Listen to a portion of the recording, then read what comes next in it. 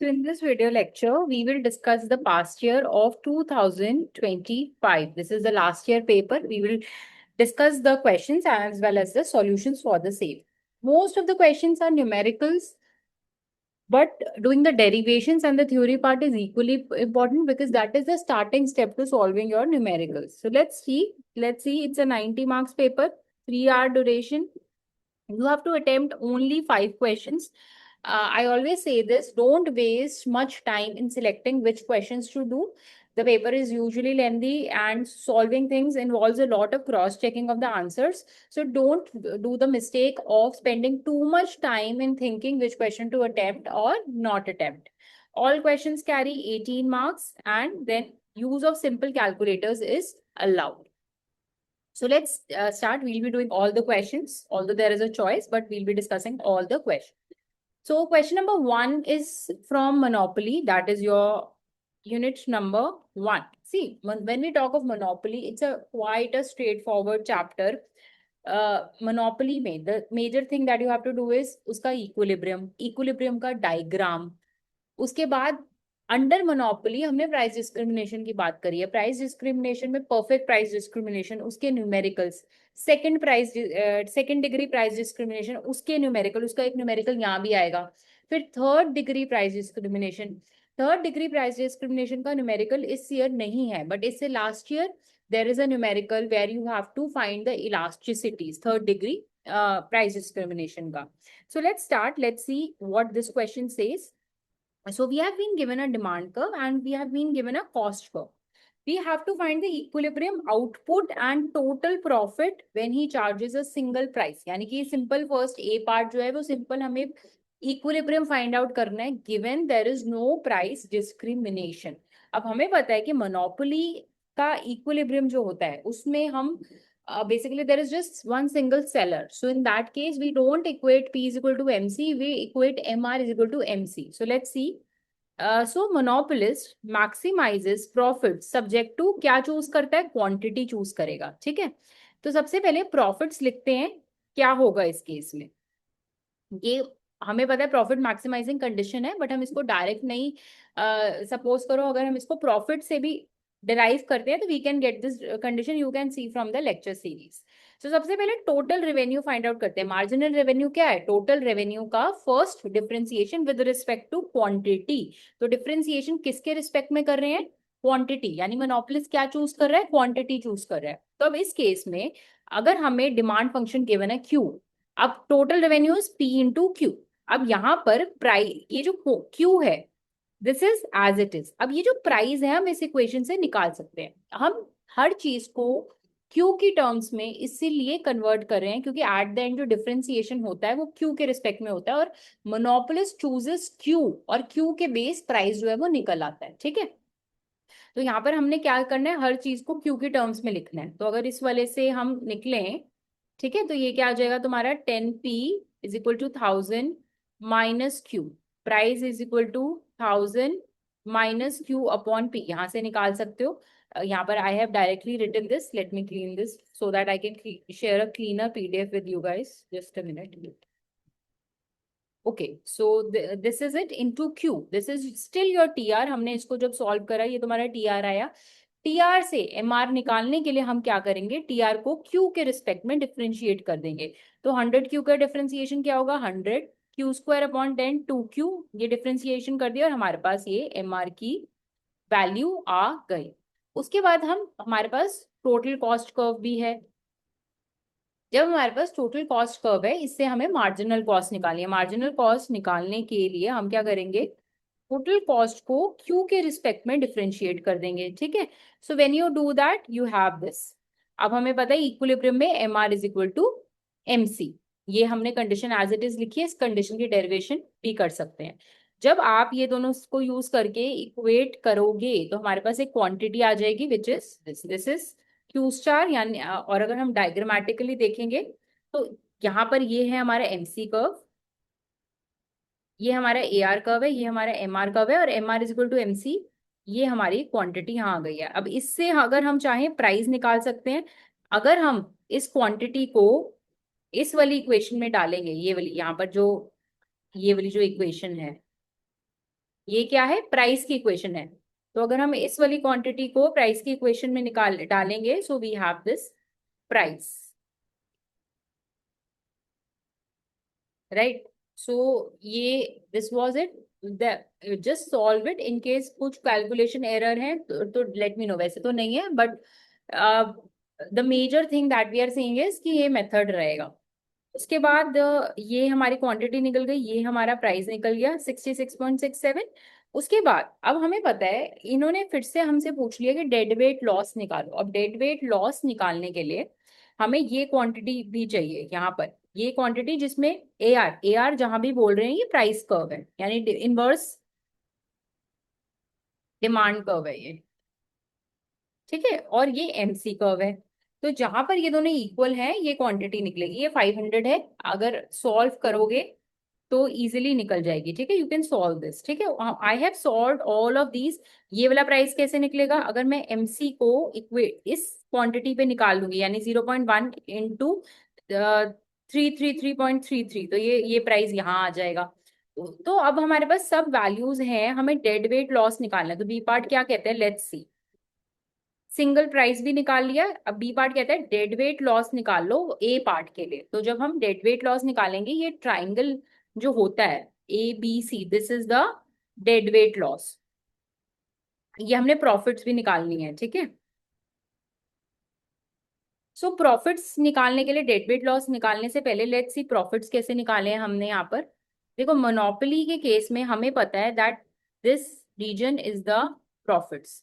तो इस केस में क्या है, ये वाला रीजन इनटू ये क्वांटिटी, दैट इज ट्रिपल, ये वाला क्वांटिटी है हमारा, और ये हमारा प्राइस माइनस एमसी है। तो ये हमारा प्रॉफिट्स आ गया यहाँ पर, ठीक है। उसके बाद अगेन सॉल्विंग में कुछ 19-20 एरर है, so let me no in the comment section. उसके बाद यहाँ पर मैंने कुछ नहीं, ये 500 निकाली है। ये डेड वेट लॉस निकालने के लिए हमें ये क्वांटिटी चाहिए, ये वाली। I share the PDF, you can go about it. Dead weight loss triangle ABC का एरिया है हाफ इंटू क्या, ये वाली जो क्वांटिटी, ये एरिया क्या है, 66.67 माइनस 33.33, ये वाला 33.33 आ जाएगा। उसके बाद हमें ये वाला लेंथ भी चाहिए, 500 माइनस 333.33। तो ये हमारा डेड वेट लॉस भी यहाँ पर निकल गया। अब हमने ये क्वेश्चन था जहां पर कोई डिस्क्रिमिनेशन नहीं थी, हमने आउटपुट निकाल लिया, प्राइस निकाल लिया, प्रॉफिट निकाल लिया, डेड वेट लॉस निकाल लिया। अब हमें निकालना है प्राइस डिस्क्रिमिनेशन है कौन सी, फर्स्ट डिग्री। तो उसमें कितना आउटपुट प्रोड्यूस होगा। देखो, जब भी फर्स्ट डिग्री प्राइस डिस्क्रिमिनेशन होती है तो मोनोपोलिस्ट क्या करता है, ए आर कर्व को एमसी के इक्वल इक्वेट करता है, ठीक है। वो price is equal to MC करता है। अगर वो करता है तो यहाँ पर 500 क्वांटिटी आएगी। ये क्वांटिटी कैसे निकालेंगे, आप क्या करो, A R is equal to MC करो। एमसी हमारा 0.1 क्यू है इस केस में, और ए आर जो है that is nothing but the demand curve. ये वाला तुम्हारा ए आर कर्व है, 100 माइनस क्यू अपॉन 10, राइट। तो ये अगर आप करोगे तो क्वांटिटी यहाँ पर आपकी 500 आ जाएगी, ये वाली, ठीक है। और इसी क्वांटिटी पे अगर प्राइस निकालोगे तो आपका 50 प्राइस आ जाएगा, राइट। अब हमने पूछा है कि इस परफेक्ट प्राइस डिस्क्रिमिनेशन में आप निकालो बेसिकली प्रॉफिट्स। तो प्रॉफिट्स क्या होंगे, ये पूरा area 100 minus 50 half into this 500, this is the profits. उसके बाद पार्ट नंबर डी में हमें बोला है कि जब परफेक्ट प्राइस डिस्क्रिमिनेशन होती है तो क्या डेड वेट लॉस होगा। नेचुरली सी बात है, जब परफेक्ट प्राइस डिस्क्रिमिनेशन है तो वो पूरा जितना आउटपुट है A R is equal to M C produce कर रहा है, तो यानी there is no dead weight loss in an economy in this case.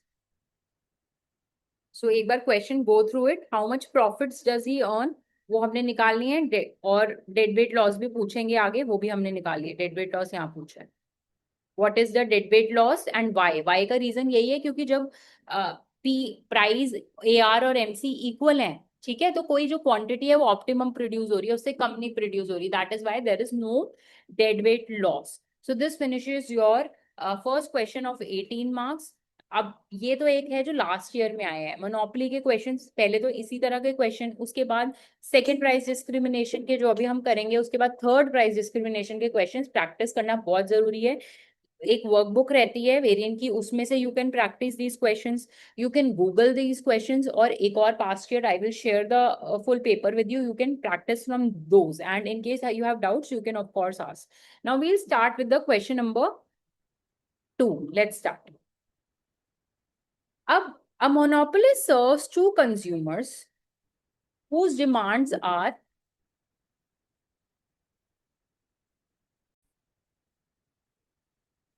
so whose demands are given by this Q1 and Q2। तो हमारे पास दो demand curves given है, और हमें इस मोनोपोलिस्ट का एसी और एमसी भी गिवन है। अब इसमें देखो ओआई टैरिफ बताया है। ये ओआई टैरिफ जो पूछा है ये हमारा सेकंड डिग्री प्राइस डिस्क्रिमिनेशन में होता है। अब let's find out the OI tariff. ये निकालने का देखो तरीका क्या है। सबसे पहले इस केस में हम क्या करेंगे, हम दोनों डिमांड कर्व्स ड्रॉ कर लेंगे, ठीक है, Q1 भी और Q2 भी। अब जब हमने Q1 ड्रॉ करा, अब हम इसको कैसे ड्रॉ करेंगे, सबसे पहले प्राइस आप 0 रख लो, तो यहाँ पर क्वांटिटी क्या आ जाएगी, 12 आ जाएगी। दूसरे में आप क्या करो, क्वांटिटी 0 रख लो, अगर आप देखोगे प्राइस 12 आएगा। तो ये जो ये वाला कर्व है यहाँ पर, ये हमने ड्रॉ करा है, ये वाला। उसके बाद if you want to draw the other curve, this curve, so what you do is, आप प्राइस एक बार 0 रखो। जब आप प्राइस 0 रखोगे तो क्वांटिटी ये आ जाएगी। इस वाले में अगर आप क्वांटिटी 0 रखो तो प्राइस इस केस में क्या आ जाएगा, 6 आ जाएगा, यानी कि इंटरसेप्ट निकल गई। हमें कर्व की ड्राइंग तो आती है, Q2 12 minus 2P2। In case you stuck with any of the steps, you just let me know कि this part in the comment section ये चीज नहीं आई, I'll repeat. This is your AC is equal to MC is equal to 2, constant है, Q का function नहीं है, that is why it is a straight line to the X axis। अब हमें पता है कि Y axis पे प्राइस है, X axis पे क्वांटिटी है, ठीक है। अब ओआई टैरिफ बेसिकली क्या होता है, ओआई टैरिफ में हम क्या करते हैं, अगर रीडिंग भी पढ़ोगे तो इसमें एक न्यूमेरिकल भी है, वो न्यूमेरिकल भी जरूर प्रैक्टिस करना, कई बार एज इट इज आ सकता है। उसी न्यूमेरिकल की इन्होंने वैल्यूज चेंज करके पूछा है। बेसिकली हम ओआई टैरिफ में क्या करते हैं, एक प्राइस सेट करते हैं, दोनों तरह के कंज्यूमर्स को कहते हैं कि आप प्राइस कितना दोगे, एमसी के इक्वल, ठीक है। Suppose there is one type of consumer, इसको हम बोलते हैं प्राइस जो है अब आप एमसी के इक्वल दो, और इस कंज्यूमर को हम बोलते हैं कि आप प्राइस एमसी के इक्वल दो। और दोनों को बोलते हैं कि एक एंट्री फी दो। अब ये एंट्री फी किसके इक्वलेंट दो, इस एरिया, यानी ये जो लोअर वैल्यू कंज्यूमर है, इसका जो कंज्यूमर सरप्लस है, इसके इक्वल हम उससे एक फिक्स्ड एंट्री फी जो है वो कलेक्ट करते हैं, ठीक है। So these are the two things that happen here.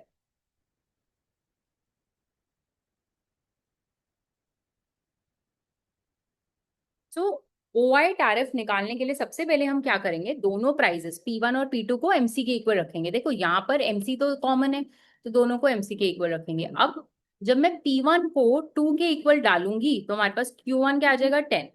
P2 को यहाँ रखेंगे तो क्वांटिटी क्या आ जाएगी, 8। तो यानी कि यहाँ पर हमारे पास क्वांटिटीज निकल गई 8 और 10। इसमें देखो जो Q2 है उसकी क्वांटिटी 8 निकली है, वो यहाँ है, और Q1 की ये निकली है, ठीक है। अब सेकंड चीज क्या है, ये तो प्राइस निकल गया हमारा, क्वांटिटी निकल गई। अब सेकंड चीज है, हमें कंज्यूमर सरप्लस निकालना है। कंज्यूमर सरप्लस जो छोटे वाला कंज्यूमर है, जो लोअर वैल्यू कंज्यूमर है उसका, यानी हमें ये डॉट्स वाला एरिया जो है वो निकालना है। अब ये डॉट हाफ इंटू ये वाला हाइट कितना है, 4, और ये वाला क्वांटिटी कितना है, 8। So if you find this, this gives you consumer surplus of 16।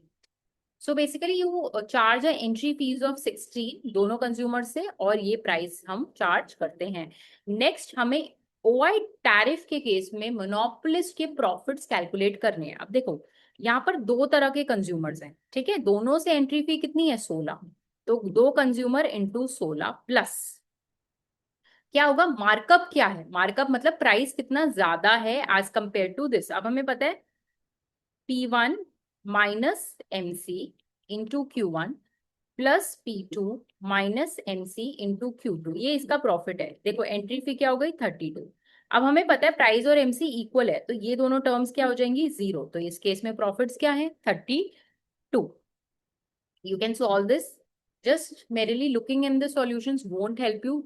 Try solving everything by writing, and whenever necessary, जैसे इस वाले क्वेश्चन में, पुराने क्वेश्चन में, drawing diagram is very very important. It helps you find the right solution as well as it has marks as well.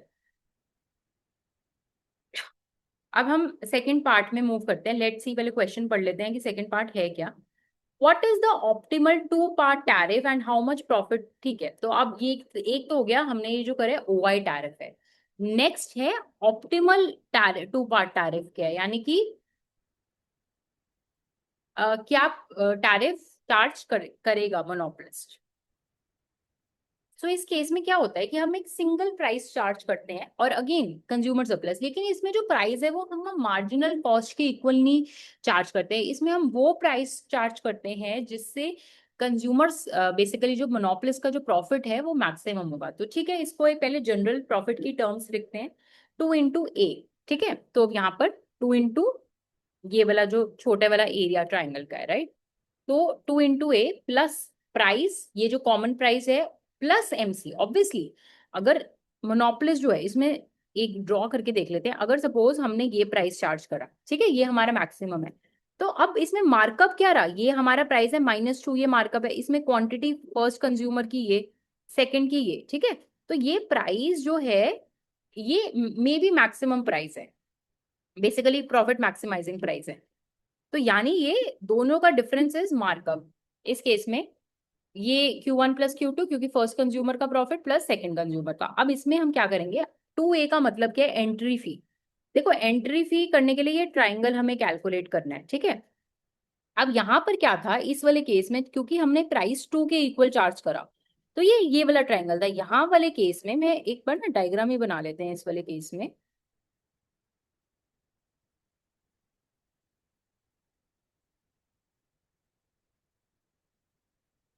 ठीक है, इस वाले केस में ये क्या है, ये हमारा सपोज करो प्राइस होगा, ये तुम्हारा 6 होगा, ये तुम्हारा 12 होगा, ये तुम्हारा इस केस में Q2 होगा, ये तुम्हारा Q1 होगा इस केस में. तो इस केस में जो तुम्हारा ए है ना, जो फिक्स्ड फीस है, वो क्या होगी, 6 - P इंटू Q1, हाफ, ये वाला एरिया. ठीक है, और हम दोनों कंज्यूमर से ये फीस चार्ज करेंगे, तो प्रॉफिट्स का जो फर्स्ट पार्ट है वो तो 2A ही होगा. 2A Q1.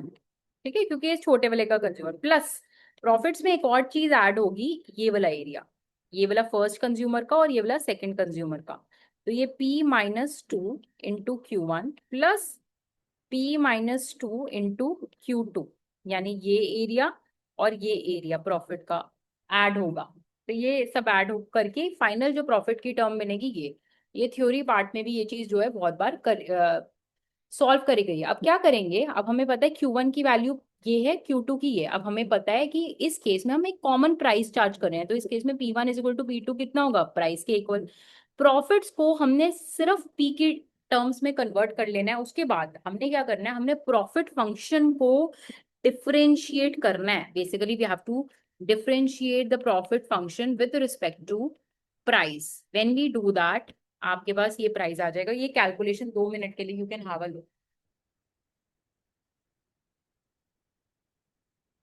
ठीक है, ये डायग्राम यहाँ भी बनाया है मैंने. उसके बाद आपके पास प्राइस आ गया. अब हमें प्रॉफिट्स निकालने को भी बोला है, तो कुछ नहीं करना हमें. ये वाला हमारा जो टर्म है यहाँ पर प्रॉफिट्स का, इसको मैं स्टार बोल दूंगी. ठीक है, उसके बाद you just have to put price in star. When you put that you get the profits. हम ये देखेंगे वन चीज which is very very important, यहाँ जो प्रॉफिट आएंगे इसका, ये जो प्राइस डिस्क्रिमिनेशन वाले profits, that will be greater. Basically ये जो हमारा ऑप्टिमम टैरिफ, इसके profits will be greater than the profits under normal OI tariff.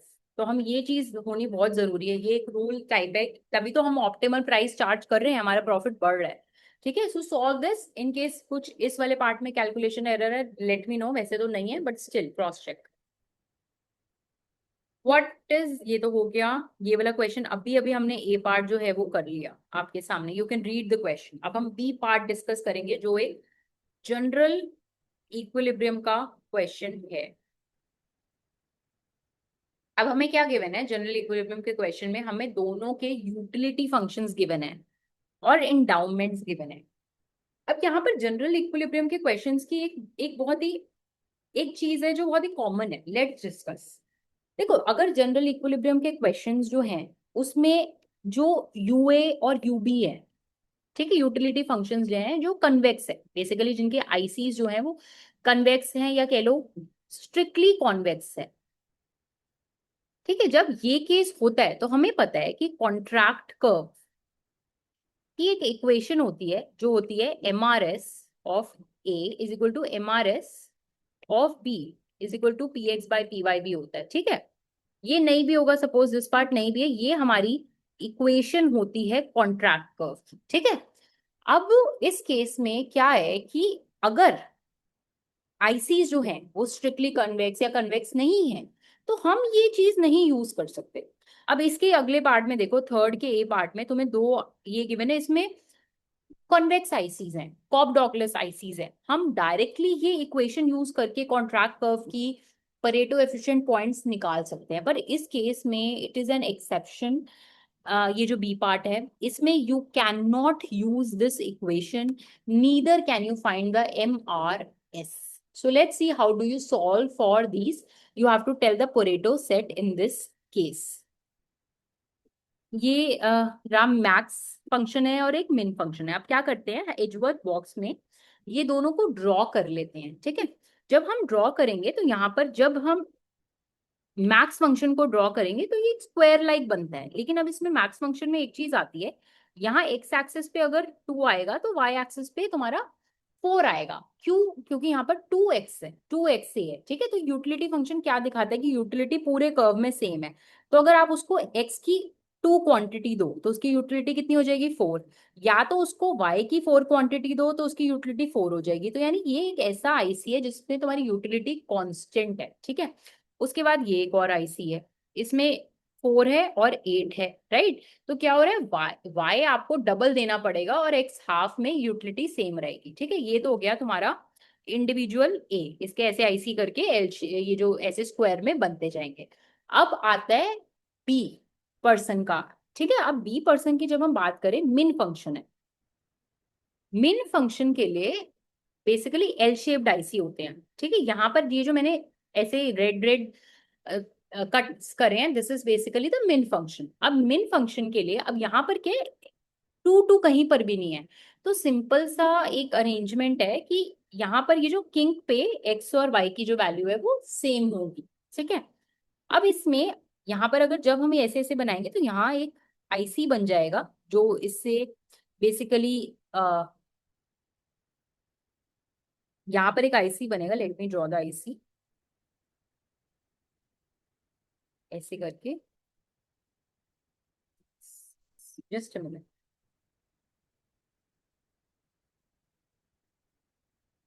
यहाँ पर देखो, ये इसकी लेंथ 6 है, यहाँ पर ये लेंथ इसकी 6 है, तो यहाँ पर एक आईसी बनेगा ऐसे कर। ए पे इसका जो है किंग आएगा इस आईसी का, अगर हम ड्रॉ करेंगे, ठीक है। क्योंकि इससे यहाँ पर जो डिस्टेंस है वो 6 है और इससे यहाँ डिस्टेंस जो है वो 6 है। अब क्या करेंगे, इन एंडाउमेंट्स को मार्क करो, ठीक है। 6,6 ए पॉइंट पे एंडाउमेंट्स आएंगी, आप करके देख लेना। ए पॉइंट पे यहाँ से 6 है और यहाँ से भी 6 है, ठीक है। और ए पॉइंट पे यहाँ से 4 है और यहाँ से भी 4 है। तो ये पॉइंट है हमारे एंडाउमेंट्स का पॉइंट है। अब ये स्टार्टिंग का जो गिवन पॉइंट है, इसमें दो आईसीज इंटरसेक्ट करते हैं। कैसे करते हैं? I have violet colour I am using for A का आईसी। ए का आईसी ऐसा रहेगा, ये वाला, ठीक है। और इस केस में अगर मेरे को ड्रॉ करना है बी का IC, let me use a green colour.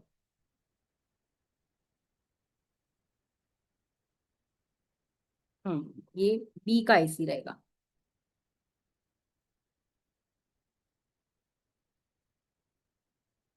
ठीक है। ये हमारा बी का आईसी है ग्रीन वाला में, और ये जो वायलेट वाले में है हमारा, पर्पल वाले में ये हमारा एक आईसी है, ठीक है। अब यहाँ पर जो परेटो एफिशिएंट पॉइंट्स है, यानी कि जो हमारा कॉन्ट्रैक्ट कर्व है, that is the segment A B.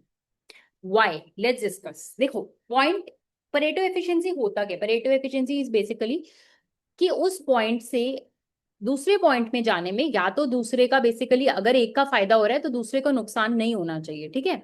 अब अगर हम सपोज करो ए पॉइंट से, ठीक है, हम क्या करेंगे, ये हमारा इंडाउमेंट है ए पॉइंट, ये जो ये वाला रीजन है ए बी पॉइंट है, इनमें दोनों आईसी जो इंटरसेक्ट कर रहे हैं, एक तो ये इसका जो वो है बेसिकली शॉर्ट जो हिंट है वो ये, दूसरा हम इसको करके देखते हैं। सपोज करो स्टार्टिंग में हम 4,4 और 6,6 पे हैं, राइट। अब हम क्या करेंगे, सपोज ये जो पर्सन है ए, ये ए है ये बी है, ए ने क्या करा, एक अपना जो सेकंड गुड है, ये जो वाई गुड है, वो बी को दे दिया, ठीक है।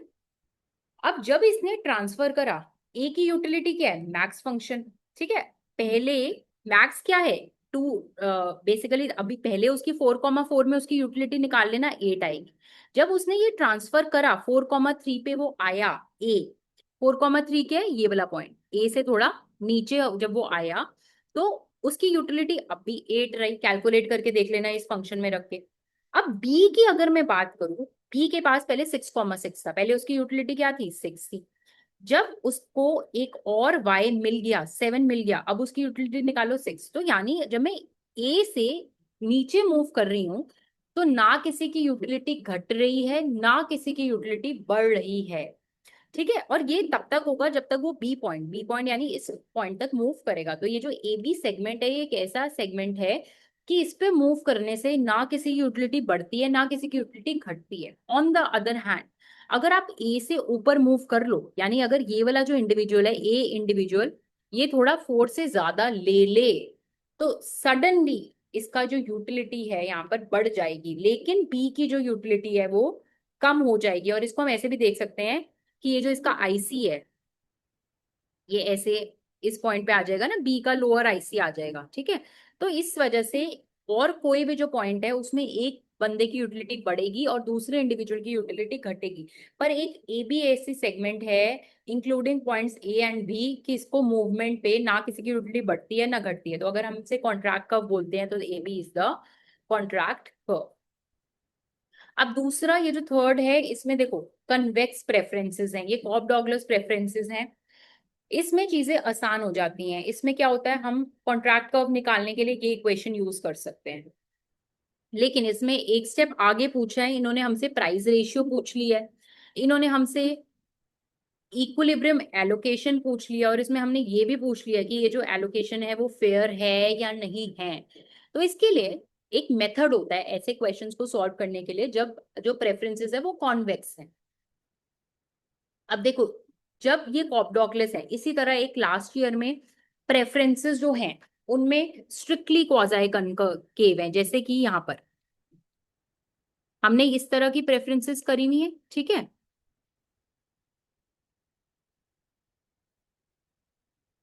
ये एज अ होमवर्क आप करोगे, ठीक है। इसमें जो मेथड से ये वाला क्वेश्चन होगा जो अब हम अभी कर रहे हैं उसी मेथड से ये दूसरे वाला क्वेश्चन होगा। और मैं एक पेपर भी शेयर करूंगी उसमें एक सिमिलर ये वाला क्वेश्चन है, try practising that. Now first is कि हम इस केस में डिमांड फंक्शन निकाल लेंगे ए के लिए और बी के लिए इंडिविजुअली। तो अगर हमारा यूटिलिटी फंक्शन ये है, ठीक है, तो हमारा जनरल मेथड क्या होता है, हम पहले एमआरएस निकालते हैं, उस एमआरएस को हम P X by P Y से इक्वेट करते हैं, और उसके बाद हम एक डिमांड फंक्शन निकालते हैं। ये वाला हमने डिमांड फंक्शन निकाल दिया, उसी तरह हमने वाई निकाल लिया, यानी हमने डिमांड फंक्शन ए का निकाल लिया। उसी तरह अब हम क्या करेंगे, इंडिविजुअल बी के लिए ये डिमांड फंक्शन निकाल लेंगे, दोनों का इंडिपेंडेंटली। अभी दोनों का जो इंटरैक्शन है वो स्टडी नहीं करी। अब थर्ड पॉइंट जो हमारा आता है वो ये आता है कि दोनों के पास मिलाकर 100 यूनिट्स है, ठीक है। अब ये फंक्शन तुमने अभी अभी हमने निकाला, जनरल मेथड है जो हमने बेसिकली सेमेस्टर 3 में जो मेथड करा था, अगर भूल गए हो तो इसमें से देख लेना, सॉल्यूशन विल बी गिवन।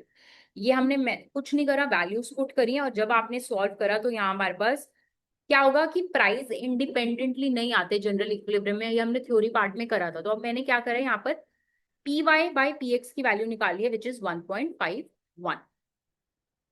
उसके बाद सिमिलरली अब क्या करें, हमारे पास प्राइस रेशियो आ गई है, हमारे पास एक्स ए की वैल्यू थी ये वाली, इसमें P Y by P X की वैल्यू है, उसको पुट कर दो 1.51, तुम्हारे पास आंसर आ जाएगा। वाई ए निकालने के लिए आंसर आ जाएगा तुम्हारे पास ये, एक्स बी निकालने के लिए तुम दोबारा से P Y by P X की वैल्यू जब रखोगे 1.51 आंसर आ जाएंगे। इसको मैं दिखा देती हूँ डिमांड फंक्शंस को। देखो यहाँ पर डिमांड फंक्शन निकल रहा है, यहाँ पर एक्स बी जो डिमांड फंक्शन है that is a function of P Y by P X, और ये P Y by P X हमने सॉल्व कर ली है फीजिबिलिटी कंडीशंस लगाकर। फिर उसके बाद दोबारा देखो यहाँ पर कैसे करोगे, तुम पूरी इक्वेशन को डिवाइड कर दोगे 3px से, ये पहले फर्स्ट टर्म फिर सेकंड टर्म, तो ये P Y by P X, ये वाला पी एक्स कट जाएगा, P Y by P X की जगह हम लिख देंगे 1.51। Okay, so this was it. अब नेक्स्ट लास्ट में इन्होंने इससे पूछा, प्राइस रेशियो हमने निकाल दिया, हमने X A Y X B Y B सब निकाल दिया, हमारे जो लास्ट हमें निकालना है वो ये निकालना है कि is this allocation equitable. I show you where is asked whether the allocation is fair. Fair कब होते हैं, फेयर के लिए दो कंडीशंस होनी चाहिए, एक ये जो एलोकेशन है वो परेटो एफिशिएंट होनी चाहिए, प्लस इक्विटेबल होनी चाहिए। परेटो एफिशिएंट है, हर हर मार्केट इक्विलिब्रियम जो होता है वो परेटो एफिशिएंट है। इक्विटेबल तब होती है जब कोई भी इंडिविजुअल दूसरे से एनवी नहीं करता। एनवी वाली प्रॉपर्टी देखने के लिए हम क्या करेंगे, पहले तो ये निकालेंगे नॉर्मल, ठीक है। अब अगर मैंने इंडिविजुअल ए को बी का बंडल दे दिया, यानी कि मैं क्या करूंगी, इसकी यूटिलिटी निकालूंगी, गिवन इसको हमने क्या दे दिया, ये बंडल, यानी मैंने कहा ये दोनों वैल्यूज दे दी, अगर तुम निकालोगे तो ये जो वैल्यू आएगी ये इस वैल्यू से कम आएगी, ठीक है। तो यानी कि ये है कि इंडिविजुअल ए को अगर हमने बी का बंडल दिया तो उसकी यूटिलिटी बढ़ नहीं रही, तो ये तो पक्का है कि ए डज नॉट एनवी बी। लेकिन बी की नॉर्मल यूटिलिटी निकालो, अगर मैंने बी को ये बंडल दिया, ये कौन सा बंडल है, एक्स ए कॉमा वाई ए, यानी ए का बंडल दिया, तो हम देखते हैं उसकी यूटिलिटी यहाँ पर बढ़ जाती है, यानी इस केस में बी जो है वो ए को एनवी करेगा, that means allocation is not fair. So this was about this. उसके बाद हमें बी पार्ट में पूछा है कि सम ऑफ दिस, ये हमें कुछ नहीं पूछा, दिस इज जस्ट वॉल्रस लॉ। ये सब पार्ट समझने के लिए लेक्चर 4 लेक्चर 5 लेक्चर 6 जो हमारा जनरल इक्विलिब्रियम के हैं वो पढ़ने बहुत इंपॉर्टेंट है। थ्योरी से सब चीजें इंपॉर्टेंट है, सॉल्विंग पार्ट हम कर रहे हैं, but that does not mean theory is not important. इसका जो 9 मार्क्स का जो डायरेक्ट प्रूव है वो थ्योरी में से है, और इसमें भी इसके लिए you need theory. Now let's move to the fourth question. How is monopolistic competition different from monopoly? ये तुम्हारा यूनिट 3 से आ रहा है डायरेक्टली, यूनिट 3 का एक ही लेक्चर है, lecture number 7, as it is diagram के साथ, उसको देख लो कर लो, 9 मार्क्स पक्के। नेक्स्ट पब्लिक गुड्स आ रहा है, लेक्चर नंबर 10 और 11 से आ रहा है, ये लिंडाल प्राइसिंग में इसकी लिमिटेशंस। लेक्चर 11 के एंड में क्या लिमिटेशन थी कि वो मान रहा है कि हर इंडिविजुअल अपनी जो वैल्यूएशन है वो रिवील करेगा, विच इज वेरी रॉन्ग। इसकी इक्वेशंस भी लिखनी है, हमें हर चीज अच्छे से लिखनी है, तभी 9 marks will be insured. So this is your question number 4. Now let's move to question number 5. दो रूममेट्स हैं और take 2 minutes read the question. I'll take a 2 seconds break.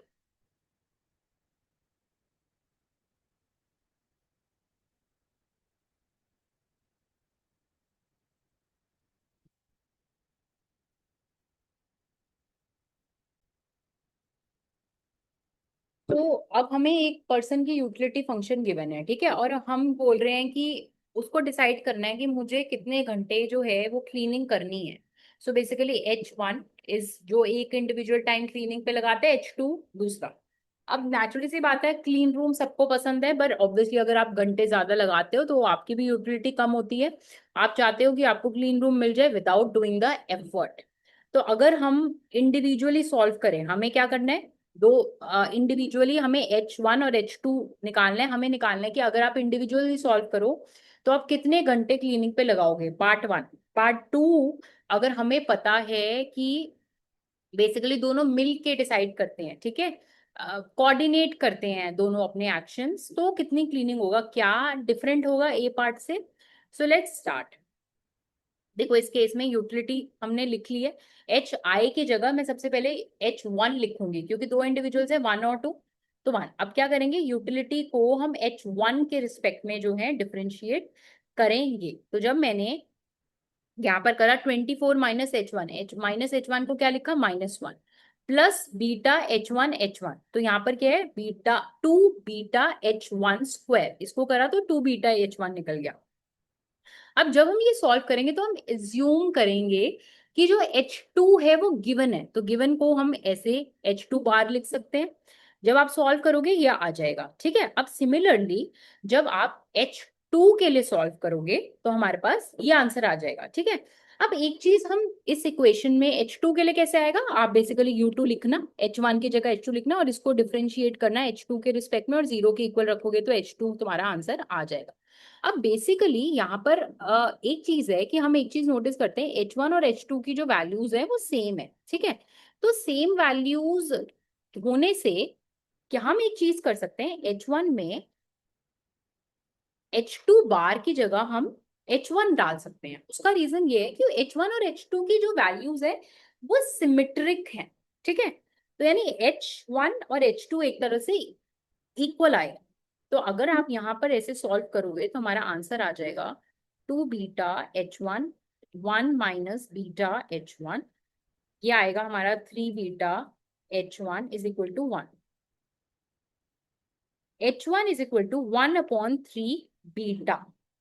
ये इसलिए आया क्योंकि हमने सिमेट्रिसिटी एज्यूम करी, दोनों इंडिविजुअल जब एज्यूम करें H1 और H2, तो यहाँ पर H1 और H2 का जो वैल्यू है विल बी सेम, क्योंकि हर चीज हर फंक्शन सेम है, तो हम ये निकाल लेंगे। उसी तरह इस वाले केस में अगर आप H2 निकालोगे, ठीक है, इस वाले में H2 1 - βH2 2β, ठीक है। So if you solve this तो तुम्हारा H2 आएगा 1 ठीक है, H1 और H2 की वैल्यूज जो है हमारी सेम आ गई, that is this in this case. अब सेकंड पार्ट हमारा ये कह रहा है कि मैक्सिमाइज करना है जॉइंट यूटिलिटी, ठीक है। Joint utility is nothing but, अब यानी जब आप मैक्सिमाइज करने जाएंगे तो आप ये नहीं सोचेंगे सिर्फ मेरे को अपनी यूटिलिटी मैक्सिमाइज करनी है, आप सोचेंगे मुझे दूसरे की भी यूटिलिटी जो है वो मैक्सिमाइज करनी है। तो इसमें ये वाला प्लस ये, अब इसमें क्या करना है, H1 H2, तो यहाँ पर एक जगह H1 है H2, अब क्या करेंगे, एक बार इस पूरे जॉइंट, ये जो जॉइंट यूटिलिटी फंक्शन है इसको एक बार H1 के रिस्पेक्ट में डिफरेंशिएट करेंगे और दूसरी बार H2 के रिस्पेक्ट में डिफरेंशिएट करेंगे। तो जब हम इसको डिफरेंशिएट करेंगे तो this is what you get and this is what you get. Now again one thing that you notice is the answers are symmetric, दोनों ऑलमोस्ट सेम, ऑलमोस्ट बिल्कुल सेम है। तो हम H1 में क्या करेंगे, 1 - 2β, H2 की जगह आप लिख दोगे H1 अपॉन 2β, 2βH1, 1 - 2βH1। तो जब हम सॉल्व करेंगे तो H1 की जो वैल्यू है वो क्या आएगी, 1/4β। So what we notice is कि, और यहाँ पर H2 की वैल्यू आएगी 1/4β, और यहाँ क्या आ रहा था आंसर, अब 1/3β। Okay, so these are the values that you get when you solve। ये वाला just read the question, it is done। कुछ नहीं करना है, एक बार यूटिलिटी को H1 H2 के रिस्पेक्ट में और उसके बाद जॉइंट यूटिलिटी को डिफरेंशिएट करना है। उसके बाद भी move to question number 6। Question number 6 में मेजोरिटी वोटिंग और रैंक ऑर्डर वोटिंग की बात करी है, ठीक है, और एरोज इम्पोर्टेबिलिटी थ्योरम की बात करी है। ये basically you can have to use lecture number 6 of general equilibrium, और इसमें लेक्चर 10 पब्लिक गुड से वोटिंग का थोड़ा पार्ट जो है इंक्लूड कर सकते हैं, जरूरी नहीं है पर कर सकते हैं। ये वाला यहाँ आपको मिलेगा लेक्चर 6 में।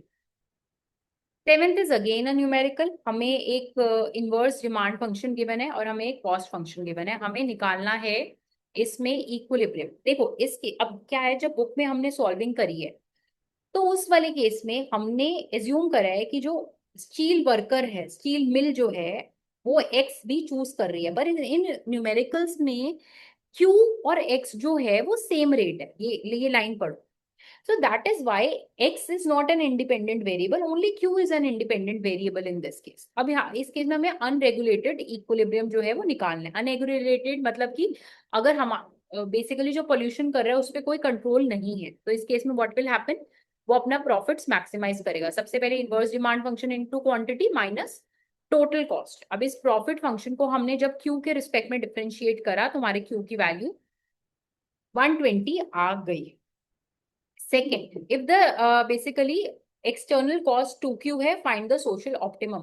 अब क्या है कि पॉल्यूशन करने से कुछ एक्सटर्नल कॉस्ट भी हो रही है, तो अब हमें सोशल ऑप्टिमम निकालना है जब ये एक्सटर्नल कॉस्ट हमारी गिवन है। देखो अब इस केस में सबसे पहले तुम सोशल टोटल कॉस्ट निकाल लोगे, यानी कि ये जो टोटल कॉस्ट है इसमें क्या ऐड हो गया, 2q जो है हमने ऐड कर लिया जब हमने फाइंड करा। अब उसके बाद हमारे पास ये है टोटल सोशल कॉस्ट है, ठीक है। अब इसमें से मार्जिनल सोशल कॉस्ट निकालने के लिए इसको हम डिफरेंशिएट कर लेंगे विद रिस्पेक्ट टू क्यू, ये हमारी 6 आ जाएगी। अब देखो जब भी हमें सोशल ऑप्टिमम फाइंड करना होता है तो हम क्या करते हैं, price is equal to MC, ठीक है। अब इसमें मार्जिनल कॉस्ट क्या है, ये है जो हमने 6 निकाल ली है, तो इस केस में ये हमें गिवन है, प्राइस क्या गिवन है हमें, ये इसको 6 के इक्वल रखो तो तुम्हारा क्यू आ जाएगा। क्यू की वैल्यू 380 आ रही है, तो यानी कि हमारा जो सोशल ऑप्टिमम है 380 है, इसमें से तुम प्राइस निकाल सकते हो। Next is your, if the regulator socially what pollution quota, pollution quota basically जब इतना ही लगेगा जो सोशली ऑप्टिमम लेवल है, that will be it. If the regulator is to seek the socially optimum output, that is Q is equal to 380, what emission fee would she set?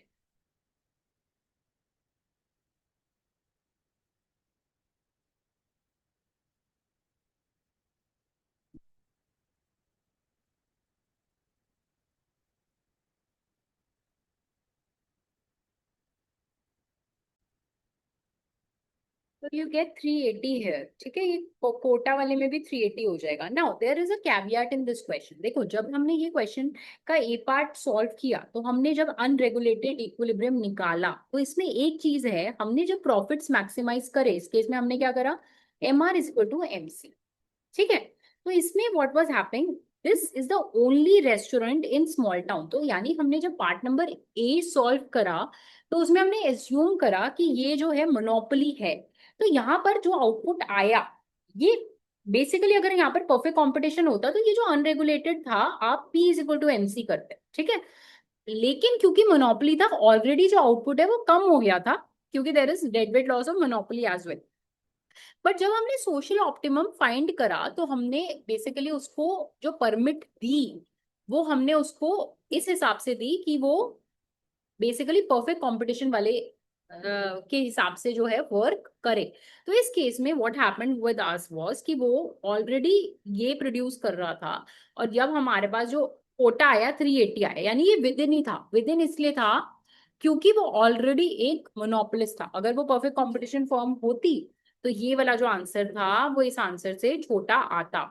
और दूसरी assumption ये हो सकती थी कि उसकी मोनोपोली पावर जो है हम एज्यूम करें रिटेन रहे, तो अगर इस केस में उसकी मोनोपोली पावर रिटेन है तो उस केस में ये price is equal to MC MSC नहीं करेगा, ये इस केस में M R is equal to MSC करेगा इस केस में।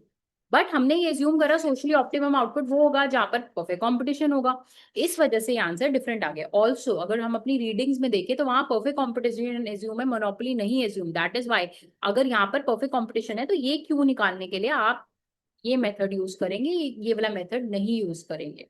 उसके बाद हमसे पूछा है कि नेक्स्ट क्वेश्चन क्या है, इमिशन फी कितनी लगानी चाहिए उसको। देखो इमिशन फी अगर हम रीडिंग्स में भी देखेंगे तो ये टैक्स की बात करता है, तो tax is equal to marginal social cost of damage, marginal social damage. तो ये तुम्हारी टोटल डैमेज है, इसका जो मार्जिनल है वो 2 आता है, तो यानी टैक्स कितने का लगना चाहिए, 2 का। फोर्थ पार्ट क्या हो गया, ₹2 पर यूनिट ऑफ एमिशन हमें लगाना चाहिए। अब लास्ट क्वेश्चन है जिसमें हमें रिजर्वेशन प्राइस निकालने को पूछा है, so you can just take 2 minutes, read this question. यहाँ पर देखो दो इंडिविजुअल्स हैं, एक बी और एक बेसिकली बबीता और एक रीटा, दोनों का यूटिलिटी फंक्शन है। हमें बोला है कि वो टीवी खरीद सकते हैं या टीवी नहीं खरीद सकते। ये जो एमबी और एमआर है, ये जो उनकी वेल्थ है बेसिकली। तो अब अगर वो टीवी खरीदते हैं तो ऑब्वियसली अपनी वेल्थ में से कुछ पैसे देंगे, टीवी नहीं खरीदते तो एमबी एज इट इज उनकी वेल्थ रहेगी। अब उनको टीवी खरीदने से भी यूटिलिटी मिलती है और उनको अपनी वेल्थ से भी यूटिलिटी मिलती है, तो बोल रहे हैं रिजर्वेशन प्राइस क्या है टीवी का, यानी कि मैक्सिमम कितना प्राइस वो टीवी के लिए देना चाहेंगे। रिजर्वेशन कंसेप्ट के लिए लेक्चर नंबर 10 को रेफर कर सकते हैं। अभी मैं सॉल्व करूंगी इसको कि कैसे सॉल्व करते हैं। ठीक है, ये 6 मार्क्स का, ज्यादा मार्क्स का नहीं है। Let's solve. ऐसे छोटे छोटे पार्ट से अगर हमें थ्योरी क्लियर है तो ये कुछ भी नहीं है ये क्वेश्चन। अब देखो ये दोनों यूटिलिटी फंक्शन है, ठीक है। अगर बबीता ने टीवी नहीं खरीदा तो यहाँ पर ये जो टीवी की वैल्यू है ये हमें क्वेश्चन में गिवन है 0 हो जाएगी, ठीक है। तो यानी इसकी जो यूटिलिटी है इस केस में क्या हो जाएगी, WB। अगर बबीता ने टीवी खरीद लिया तो उसकी यूटिलिटी कितनी हो जाएगी, बेसिकली टीवी के लिए उसने एक प्राइस दिया, प्राइस ऑफ B। तो अब इस केस में इसकी यूटिलिटी इतनी हो जाएगी, ठीक है। अब रिजर्वेशन प्राइस की डेफिनेशन ये होती है कि कोई इंसान इनडिफरेंट होना चाहिए, वो टीवी खरीदे या ना खरीदे। यानी कि अगर उसने टीवी नहीं खरीदा तो उसकी ये यूटिलिटी थी, अगर टीवी खरीद लिया तो उसकी ये यूटिलिटी है। तो दोनों की यूटिलिटी से reservation price is basically the maximum price he is willing to give. तो यानी इन दोनों केस में हम इस यूटिलिटी को जब इक्वेट करेंगे तो हमारा पीबी जो रिजर्वेशन प्राइस है वो निकल आएगा। जब आप इक्वेट करोगे तो आप देखोगे ये आएगा, ये बेसिकली रिजर्वेशन प्राइस है, यानी कि ये मैक्सिमम प्राइस है जो बबीता देना चाहेगी। इससे ज्यादा आप उसको मांगोगे तो टीवी खरीदने से उसकी यूटिलिटी कम हो जाएगी। सो this is the maximum price. उसके बाद रीटा की बात करते हैं। देखो रीटा अगर टीवी नहीं खरीदेगी तो ये उसकी यूटिलिटी है, अगर रीटा टीवी खरीद लेगी तो ये उसकी यूटिलिटी है, ये -PR मतलब वो देगा। अब रिजर्वेशन प्राइस है क्या, जिसमें इन दोनों की यूटिलिटी सेम होगी, तो ये दोनों को आप इक्वल करोगे तो ये PR जो है हमारा रिजर्वेशन प्राइस, यानी कि मैक्सिमम प्राइस जो रीटा देना चाहेगी। तो ये हमारा रीटा का प्राइस आ गया और बबीता का प्राइस आ गया जो हमसे निकालने को पूछा था। Let me check. This finishes your past year. I will share this document with you guys. Just let me check once more. 7 questions. Yes. So this finishes your past year. You'll have to solve things by hand. Just merely watching the video won't help. Try writing these theory questions as well by looking into the lecture as well as the readings. Try practicing more such questions. जरूरी नहीं है इस year में ये सब questions आएंगे तो repeat होंगे, इससे मिलते जुलते आ सकते हैं, इससे मिलते जुलते नहीं भी आ सकते। बट द थिंग इज अगर हमारी थ्योरी पे ग्रिप अच्छी है तो this would be easier. Don't forget to practice. अगर हम इस वाले क्वेश्चन की बात करें, एक्सटर्नल एक्टिविटीज की बात करें, तो इसमें दूसरे तरह के क्वेश्चंस आ सकते हैं जिसमें हमें फिशरी की बात करी है, उससे रीडिंग से जो इक्वेशंस हैं उससे मिलते जुलते जो न्यूमेरिकल्स हैं, you can Google those numericals as well. You can write that give me, basically what you can do is refer to MIT के problem sets on externality, solve those, उसके सॉल्यूशंस भी बहुत इजीली अवेलेबल हैं। You can refer to the variant का workbook, उसके answers भी available हैं। This is how you practice the questions. So that was all. This finishes your 2025 का past year with solution is done with this video.